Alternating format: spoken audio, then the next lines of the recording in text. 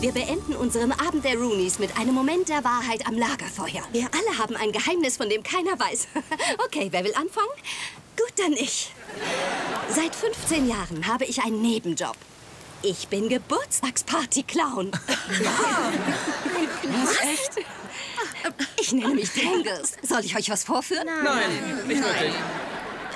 Wisst ihr, also manchmal halte ich mir selbst die Hand und stelle mir vor, ich hätte einen Freund. Oh. Okay, mein richtiger Name ist nicht Willow, sondern Winifred. Winifred. Was gibt's da zu lachen, Dickbird? Yoga macht mich immer wütend. Mein mittlerer Name ist... Nee, war ein Scherz, den erfahrt ihr nie. Ich beobachte Parker, wenn er schläft. Was denn? Er sieht dann echt friedlich aus. Ich glaub's nicht, dass ich das zugebe. Artie und ich schreiben uns Nachrichten. Was? Na und, was soll's? Er gibt echt gute Ratschläge. Also wirklich, Liv, du hast es geschafft, das Spiel total kaputt zu machen.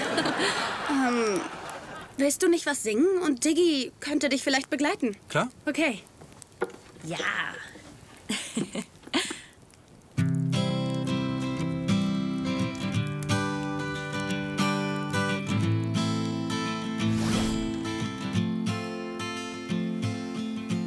I'm up with the sunshine, at least on the high tops. Slam dunk, ready or not, yeah, show me what you got. I'm under the spotlight, I dare you, come on and follow. You dance to your own beat, and I'll sing the melody when you say yeah. I'll say no when you say stop. All I wanna do is go, go, go. You, the other half of me, the half I'll never be, the half that drives me crazy. You, the better half of me, the half I'll always need.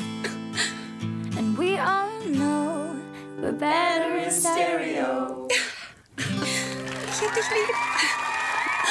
Ich dich auch.